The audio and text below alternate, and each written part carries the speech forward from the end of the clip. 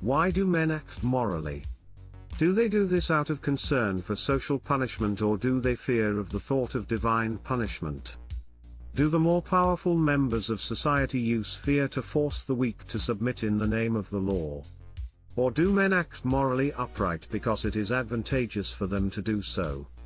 Is justice a good thing in and of itself, regardless of rewards or punitive measures? What does justice mean to us? In the Republic, Plato attempts to provide answers to these queries. He seeks to define justice and to do it in a way that demonstrates that it is valuable in and of itself. He addresses these two issues head-on by defining justice in a way that is more in line with human psychology than with observed conduct. In the Republic, Plato first explains the fundamental idea of social or political justice before establishing an analogous idea of personal justice. Plato defines political justice as harmony in a well-organized political body in books 2, 3, and 4. A society is just when there are harmonious relationships between the three primary classes of citizens: producers, craftsmen, farmers, artisans, etc., auxiliaries, warriors, and guardians, rulers. Each group must carry out its specific role and no other, and each must hold the proper level of power in relation to the others. Rulers must dominate, auxiliaries must support rulers' beliefs, and producers must only use the abilities that nature has given them: farming, blacksmithing, painting, etc. Justice is a specialization-based ideal, meaning that each person must perform the social function to which he was innately suited and refrain from meddling in anybody else's affairs. Plato makes an attempt to demonstrate that individual justice reflects political justice at the conclusion of Book 4. According to him, each person's soul is composed of three parts that are comparable to the three social classes. There are three different parts of the soul: the rational, spirited, and appetitive. The rational part of the soul seeks truth and is responsible for our inclinations toward philosophy. The appetitive element of the soul, however, lusts after money above all else, since money must be used to fulfill any other base desire. The definition of a just person can be compared to a just society. The necessary power and influence linkages between the three components of his soul are established. The intellectual part of a person's soul reigns, the spirited component of the soul upholds this rule, and the appetitive part of the soul submits to reason and goes where it leads. To put it more simply, in a just person, the entire soul strives to satisfy the desires of the rational side. Much like in a just society, the entire community strives to satisfy the desires of the ruling class. There are many similarities between a just society and a just person.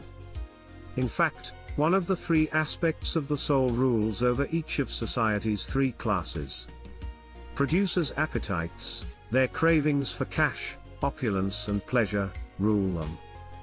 Warriors are courageous because their spirits rule them. Rulers pursue wisdom and are ruled by their rational faculties. The rulers are highlighted as the philosopher-kings in books V through 7.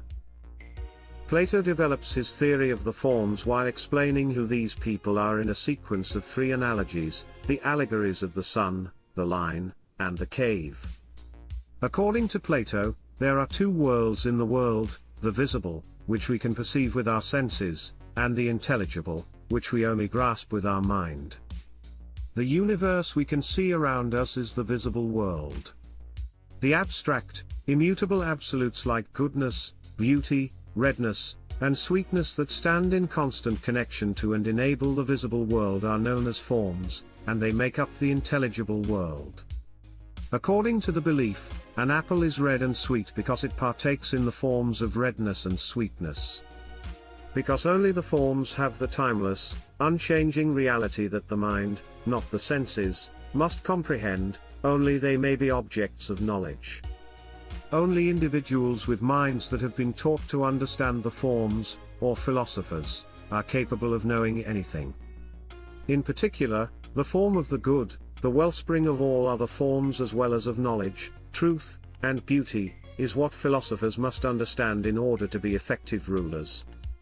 Although Plato is unable to directly describe this form, he asserts that it is to the intelligible realm what the sun is to the visible one.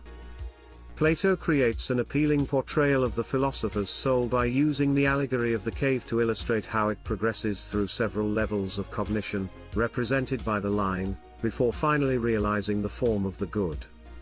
The goal of education is to instill the appropriate desires in the soul, to fill the soul with a passion for truth, so that it aspires to transcend the visible world, into the understandable, and eventually to the form of the good, rather than to impart knowledge.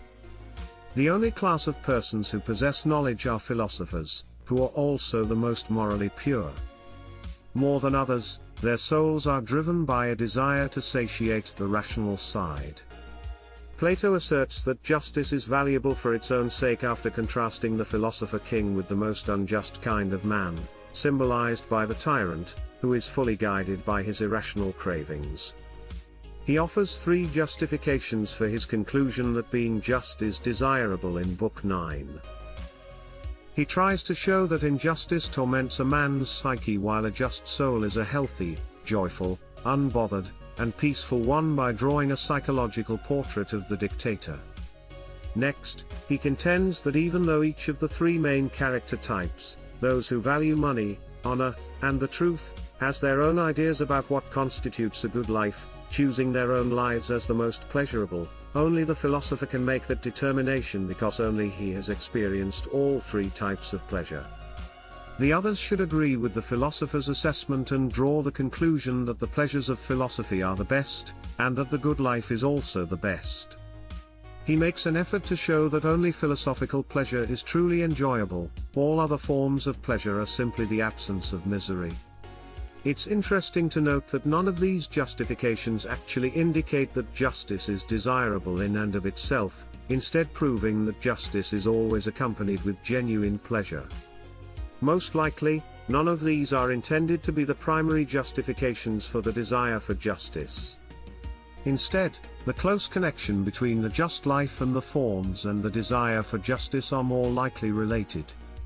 Because it entails obtaining these ultimate benefits and modeling their harmony and order in one's own life, the right life is good in and of itself.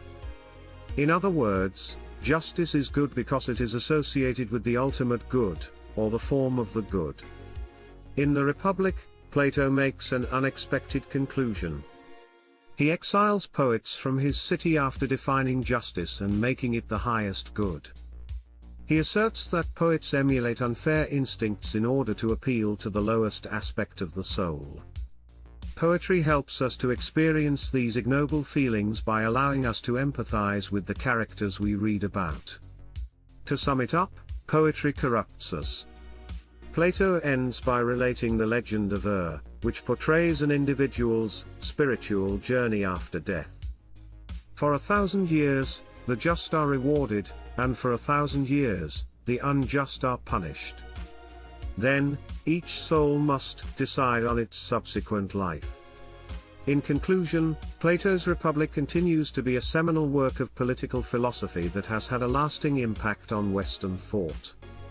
Its discussions of justice, education, philosopher-kings, and the allegory of the cave have influenced subsequent political theories and shaped discussions about the nature of reality, the role of education, and the relationship between politics and philosophy. The Republic remains a highly relevant work for anyone interested in understanding the history of political thought and exploring the fundamental questions about justice, governance, and the good life.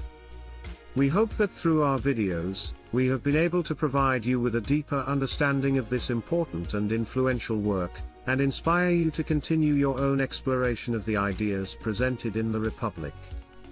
Thank you for watching, and we look forward to your continued engagement with us. If you found this video interesting, please like, share, and don't forget to subscribe.